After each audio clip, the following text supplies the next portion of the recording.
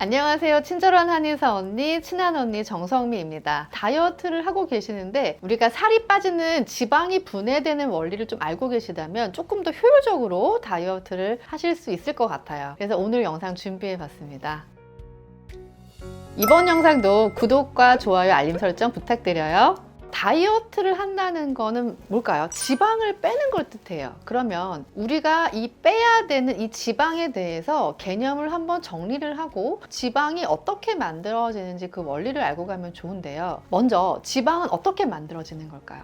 음식을 먹을 때 우리 몸은 소화 과정을 통해서 영양소들을 쪼개요. 탄수화물, 단백질, 지방 같은 어떤 것들을 작은 분자 형태로 굉장히 잘게 쪼개는 작업이 소화 과정이에요. 이 조그맣게 쪼개진 것들이 혈액으로 흡수가 되거든요. 이게 이제 우리 몸을 전체적으로 돌면서 에너지원으로 쓰이고 우리 몸을 재생시키거나 성장시키는 다양하게 사용이 되는 겁니다. 자, 그런데요. 우리 몸이 필요한 것보다 더 많은 칼로리가, 더 많은 영양소가 들어왔을 때 이 초과 에너지, 남는 것들이 이게 지방으로 저장되는 거예요. 처음에는요. 우리 몸이 남는 에너지들을 간과 근육의 글리코겐 형태로 저장을 할 수 있는데요. 이게 제한되겠죠. 근육량도 제한적이고 간에 저장할 수 있는 것도 굉장히 제한적이기 때문에 이 저장소가 가득가득 차게 되면 이게 바로 지방으로 저장이 되는 거예요. 예를 들어서 장을 봐왔을 때 당장 먹을 것들은 요리를 해서 소비를 하지만 남는 건 어때요? 냉장고로 가잖아요.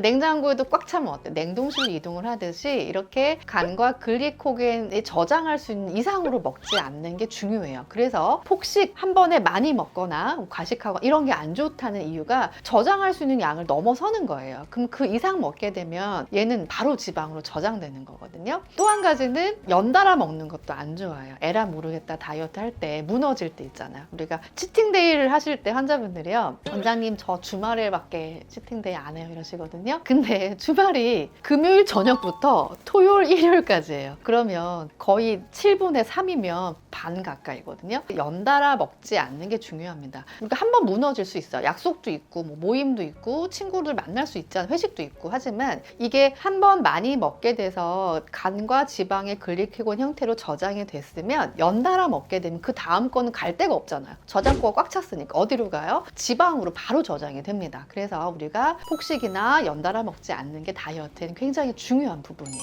사실 우리 몸의 지방 세포 수는요 고도로 굉장히 살이 많이 찌지 않는 한 그대로 유지를 해요. 되게 중요한 부분인데요. 저희 한의원에 청소년기, 초등학생, 중학교 다이어트 하는 친구들이 꽤 많이 있어요. 그 이유는요. 이 친구들은 치료 개념으로 다이어트, 비만 치료를 하게 됩니다. 좀 기억을 해두셔야 될 부분들이요. 특히 자녀가 있으신 분들은요. 지방 세포 수가요. 성장기 때 다 정해져요. 성인이 살이 찌면 지방 세포의 크기가 보통 늘어나요. 그런데 유아기나 청소년기나 사춘기 때 성장기 때는 지방 세포 수가 늘어납니다. 그럼 이렇게 되면 성인이 됐을 때 어릴 때 통통했거나 비만이었던 사람은 예를 들어서 남들은 100개 정도의 지방 세포를 갖고 있을 때 소아기 때, 청소년기 때 이때는 200개 정도의 지방 세포를 갖고 있는 비유를 하자면 그렇다는 거예요. 그러면 이게 성인이 됐을 때 문제거든요. 100개 정도의 지방 세포의 크기가 늘어나는 거와 200개의 지방 세포가 늘어나는 건 이건 굉장히 차이가 많이 나요. 그래서 성장기 때 비만이었던 경우는 평생 다이어트가 관건인 경우도 있고 어떻게 보면 살과의 전쟁인 경우가 많이 있습니다. 살이 잘 찌고요. 또 잘 빠지지 않아요. 그래서 성장기 때 살이 찌지 않고 정상적인 체중을 유지하는 것들이 성인이 되었을 때 건강관리에 굉장히 중요한 부분이에요. 사춘기, 청소년기, 유아기 때 체중 관리는 치료 개념으로 굉장히 중요한 부분입니다. 성인들은요. 제가 아까 말씀드렸듯이 보통 세포 수가 늘어나는 게 아니라 세포 크기가 늘어난다 그랬죠. 세포 크기라고 하는 건 지방 세포가 이게 하나의 방으로 이루어져 있거든요. 방이 이게 자꾸 커지는 거예요. 그런데 이게 어느 정도 한계가 있어요. 한 4배 정도 커지다 보면 이게 쪼개집니다. 그때는 세포 수가 늘어나게 되어 있어요. 그래서 어느 정도 우리가 성인이 돼도 그 이상으로 찌게 되면 지방 세포 수의 변화도 일어납니다. 그래서 체중 관리에 또 이런 부분도 되게 중요한 부분이 되겠죠. 그리고 지방은요, 종류가 있어요. 내장 지방과 피하 지방 두 가지 유형으로 나눠집니다. 피하 지방은요, 말 그대로 피부 밑에 있는 노란 지방층이에요. 우리가 요리할 때 닭고기 껍질 벗기면 노란 지방층 있잖아요. 그게 피하 지방이거든요. 피부 밑에 있는 말 그대로 피하 지방이에요. 건강에는 많이 안 좋은 영향을 끼치진 않아요. 단순히 사이즈의 변화라든지 피부 밑에 있는 조직이니까 체온 유지하는데 외부의 충격으로 인해서 방어할 때 피하 지방이 중요한 역할을 해요. 건강에 사실 되게 중요한 역할을 하는 건 내장 지방이거든요. 내장 지방은요, 깊숙이 있어요. 복강 깊숙이. 그래서 얘가 간이라든지 뭐 췌장이나 장 같은 중요한 장기를 둘러싸고 보호하는 역할도 하지만 뱃살이라고 얘기를 하죠. 내장 바로 옆에 붙어 있기 때문에 우리 몸에 필요한 에너지를 빨리빨리 전환시켜서 쉽게 쓸 수 있게 만든 거예요. 되게 빨리 공급할 수 있는 중요한 에너지원인 건 맞아요. 그런데 이게 자꾸 많아지면 당뇨병, 뭐 심장, 혈압 이렇게 심각한 질환으로 될 수 있습니다. 그 이유가요, 내장 바로 옆에 있기 때문에 얘가 혈관으로 지방이 흘러 들어가요. 지방산 자체가. 그럼 이게 혈관에 기름때처럼 그 혈관이 둥둥둥 떠다니면서 기름때가 돼버리거든요. 이게 바로 성인병, 혈압, 당뇨, 고지혈증, 지방간 같은 질환도 만들고요.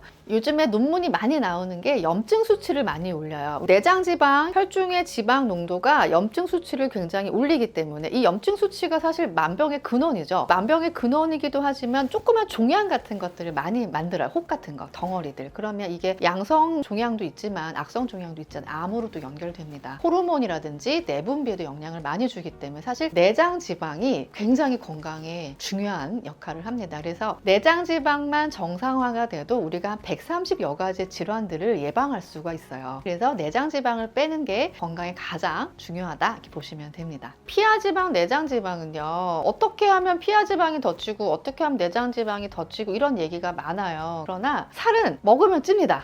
그런데 구체적으로 내장 지방을 좀 더 찌게 하는 요인들 얘기를 해볼게요. 조금 피해야 될 것들, 적극적으로 피해야 될 것들. 사실 유전적인 게 제일 커요. 유전적인 게 크죠. 이건 어떻게 보면 건드릴 수 없는 부분이니까. 후천적인 것들, 특히 가공식품이에요. 그다음에 달달한 음료수 있잖아요. 이게 사실은 내장 지방을 굉장히 많이 찌게 하거든요. 격리를 하면 가공식품, 설탕 음식, 달달한 거, 이것들이 내장 지방을 키우는데 가장 중요한 역할을 해요. 그리고 또 한 가지는 앉아서 많이 생활하시는 분들이에요. 저도 이제 하루 종일 거의 앉아 있다시피 하는데 좌식 생활을 주로 하시는 분들이 이게 이제 활동 부족으로 나타나요. 그러면 내장 지방이 자꾸 늘어나요. 그러니까 우리가 나이가 들수록 근육량도 감소하고 신진대사도 느려지잖아요. 근데 이게 결국은 또 내장 지방을 늘리게 만들거든요. 자, 세 번째는요, 호르몬이에요. 우리가 완경됐을 때 특히 여성 호르몬이 줄어들면서 이때 내장 지방이 굉장히 많이 올라가거든요. 생리도 안 하게 되고 배란도 없어지면서 이런 게 내장 지방의 증가로 이어질 수 있습니다. 또 한 가지는 만성적인 스트레스예요. 스트레스를 많이 받게 되면 코르티졸 호르몬이 생성이 되거든요. 중요한 호르몬인데 신장에 위치한 부신에서 생성이 되는 호르몬이에요. 몸의 어떤 신진대사라든지 면역에 굉장히 중요한 역할을 해요. 근데 스트레스를 받으면 이게 과도하게 방출되거든요. 소위 말하는 스트레스 호르몬이 코르티졸 호르몬입니다. 그래서 우리가 이렇게 적당한 스트레스는 도움이 되지만 장기간에 걸쳐서 코르티졸 호르몬이 계속 분비가 되면 체중도 올라가고 면역도 떨어지고 건강에 굉장히 안 좋을 수가 있습니다. 운동이라든지 뭐 명상이라든지 취미생활을 통해서 스트레스 관리하시는 거 중요해요. 내장 지방이 증가하는 원인이 수면 부족도 있어요. 수면의 질이 좋지 않거나 충분한 수면을 취하지 않게 되면 호르몬이 막 교란돼요. 그러면서 식욕도 증가하고 내장 지방도